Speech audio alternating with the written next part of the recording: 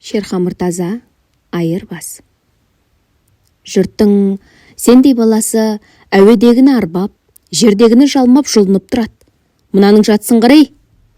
Манаптың баласы мен, түске дейін ұйқысына шалмай манаурайтын. Айша әлгінде-ақ сиыр сауырға шыққанда-ақ, тұр, кейін, базаршылар кетіп қалатын бол, деп ескертіп кеткен. Қорадағы қызыл сиырдың сүтін қақтап сауып қайтып кіргенде, мен әлі ұйқымда шалмай мең-зең болып отырем, енді шайдай ашылды. Айшаның ашуы өзі даладан бірге ала кірген аяз буынан да ызғарлы. Күн жексенбет. Жексенбі келсе, Мыңбұлақтың тірі жаны Борандының базарына қарай ағылады. Айша мені сол базарға жұмсайды ғой.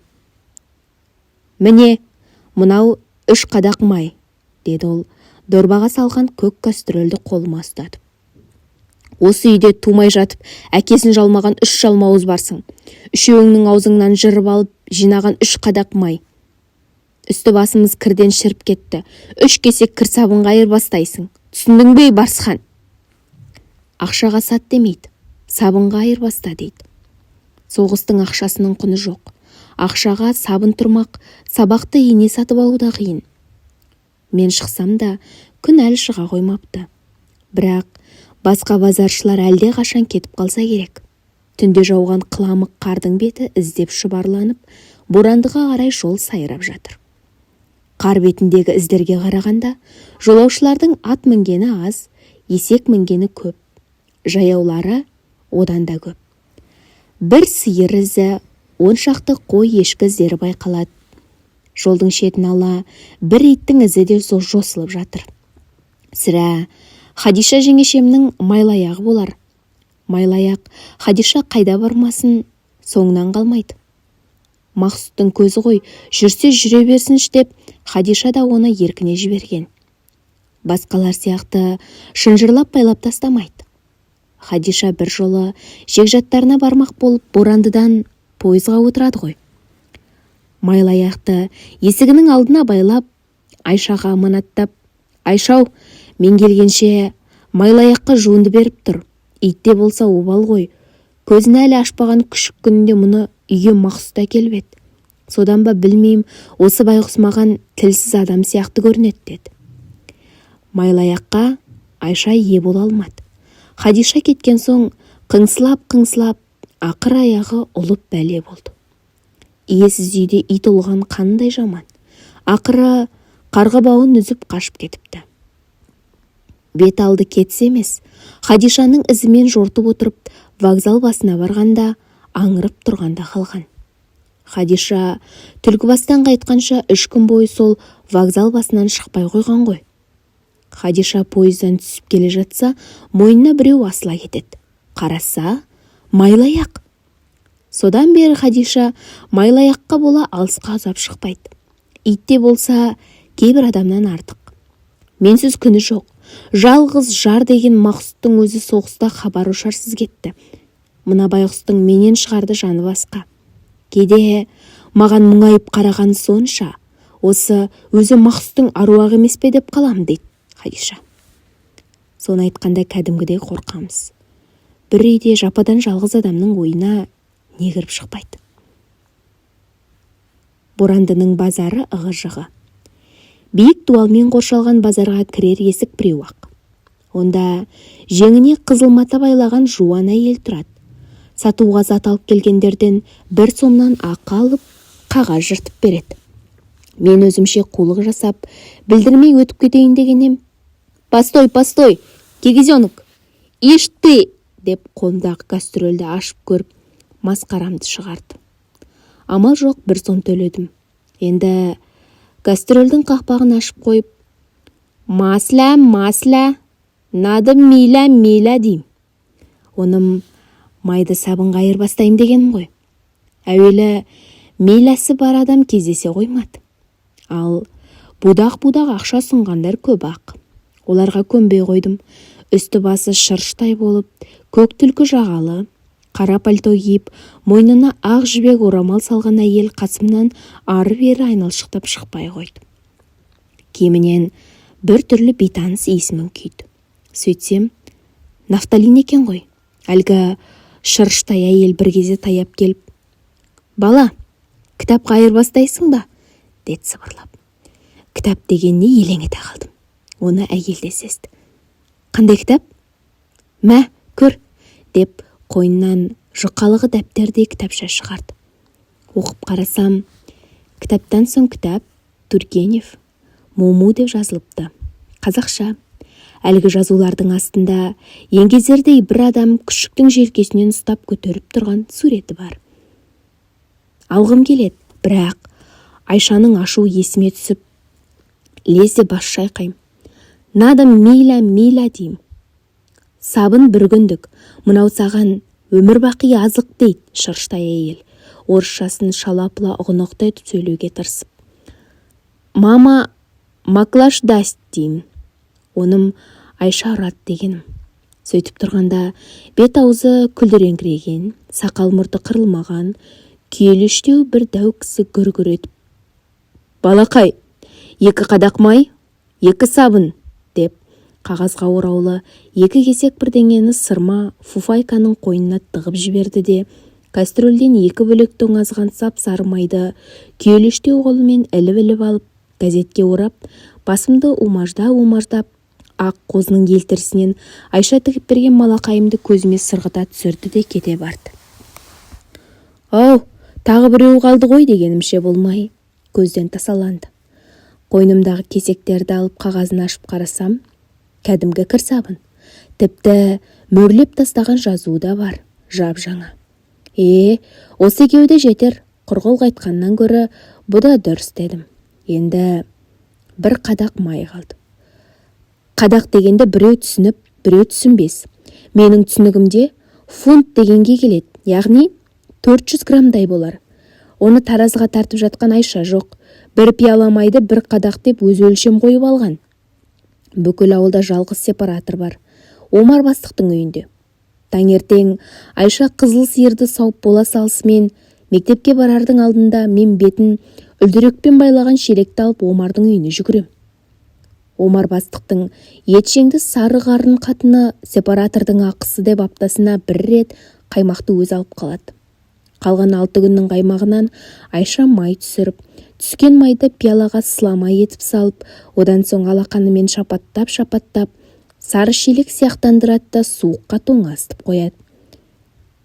Тумай жатып, әкесін жалмаған 3 жалмауыздың алақандарына анда-санда қарғаның саңғырғындай бір түйір май салады. Ол кез біз үшін мереке.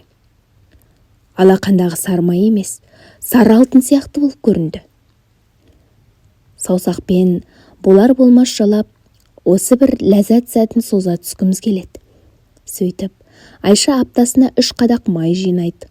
Борандының базары 3 қадақ майға кейде сабын, кейде бөзгөйлек, кейде тоз, ши шақпақ, кейде жер май, керосин айырбастап тұрады. Көбінесе бұл байлық болмайда қалады. Шақалақ қызыл сары финагент келіп, май салық қағазын тапсырып кеткен соң, бәрі бітті. Базарға апаратын майда болмайды. Алақанға салатын тобықтай сары алтын да жоқ. Ондайда Айша отыра қалып, бетін басып солқылдап жылайды.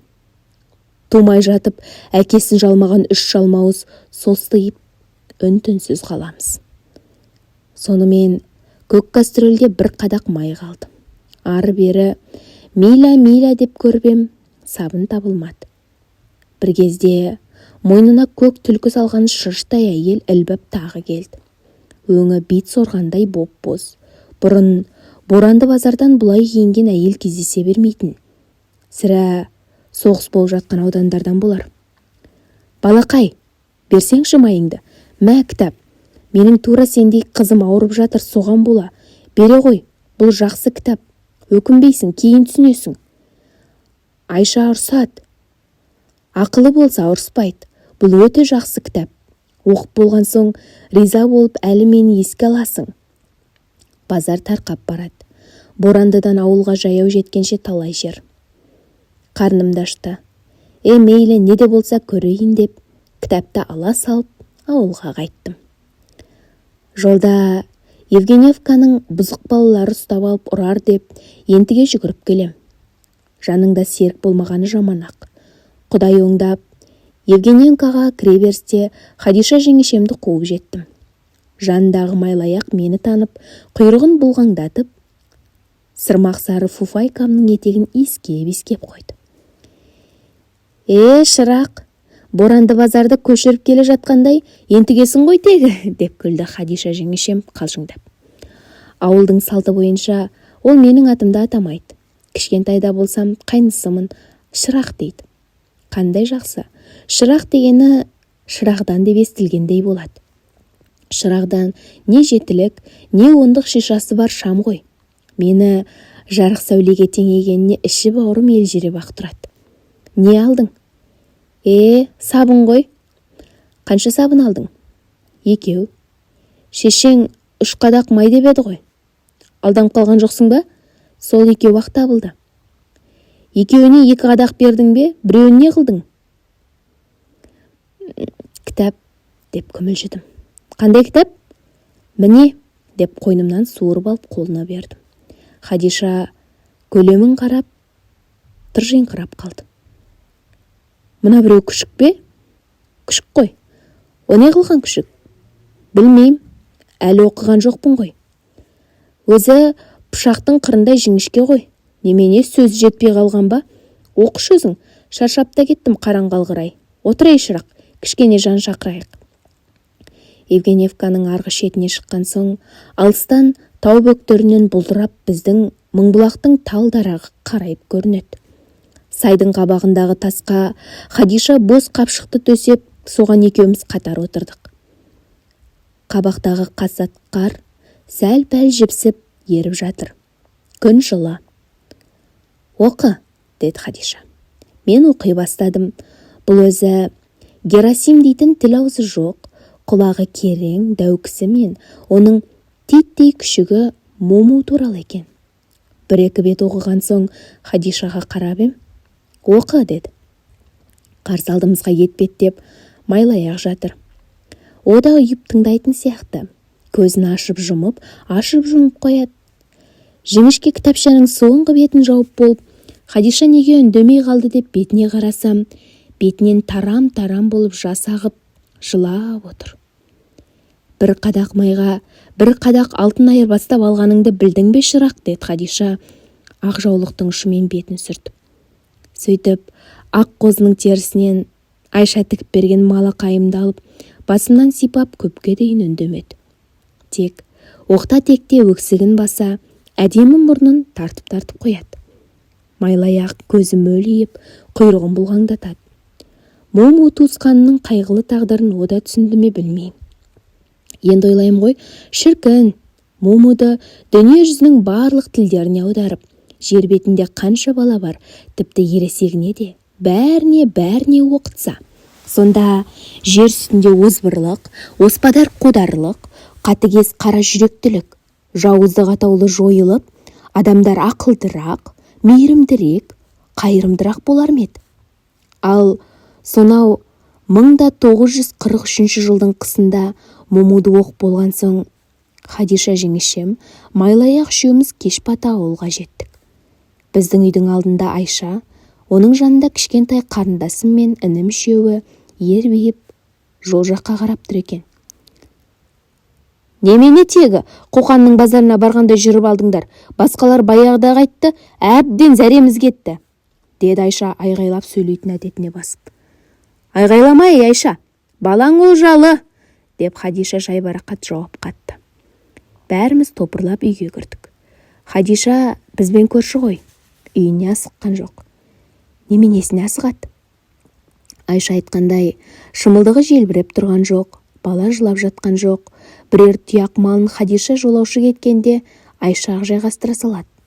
Енді Хадиша жалғыз үйге барып, жападан жалғыз отырғанынан қашып, біздің үйге бұрылды ғой. Онысы қандай оңды болған десеңші. Біздің үйдің іші жып-жылы, пеш қызып, пештің үстіндегі плитада шайнек сақыр-сұқыр қайнап тұр екен. Айша дереу дастархан жайып жіберді. Сендер қаталап жолдан келдіңдер ғой, шай іше беріңдер. Мен Барсханның көйлегін шайып тастайын. Таңертең мектепке барады ғой. Көйлегіңді шешей, Барсхан. Үстімдегі жалғыз жейдені шешіп беріп, жалаңаш етіме фуфайка жамылып отырдым. Сабының екеу-ақ қой, ей, Барсхан. Осы сұрақты көптен күтіп қорқып отырғам. Қорыққаннан үндей алмай қалдым, тершей бастадым. Менің орныма Хадиша саспастан шайын сораптап отырып жауап берді. Біреуін кітапқа айырбастадық деді. О, кітапта басын қалғыр, деп Айша маған көзін оқтай қадады. Жә, оқш, ол кітапқа бір қадақ май емес, бір сиыр берсе де татиды. Жайың отыр, жұмысыңды істей бер, деп Хадиша жеңешем Айшаның бетін тойтарып тастады. Хадиша болмаған менің күнім не боларын бір Құдайдың өзі біледі. Айша босаға жақта ыстық суға суық су араластырып, томыртқылап жылытып, қаңылтыр кірленге менің көйлегімді атып ұрып, үстіне томыртқылаған суды құйып, мен базардан әкелген сабынның біреуін бісміллә деп жібіген көйлекке сүйкеп кеп қалды. Бізге арқасын беріп арғарап отыр еді, адырайып бері қарады. Дорбадағы сабынның қалған біреуін алып, тағы сүйкеп қалды. Сөйтті де білектерінен су тамшылап, екі қолына сабынды алып, орнынан зілдене түрегелді. Мынау не? Деді әлгі екеуін менің мұрныма тақап. Не болды байғұс-ау? Деп терлеп отырған Хадиша үңілді. Хадиша шайын қоя салып орнынан тұрды. Мен де түрегелдім, Хадишаның арқасына тығыла бердім. Айшаның екі қолында жуан-жуан шегелер қағылған кәдімгі екі кеспек ағаш. Салмақтырақ болсын деп шеге қағып, сыртына болар-болмас сабын жағып, лекерлеп, мөрлеп қойған екен. Хадишаның арқасына тығыла түстім.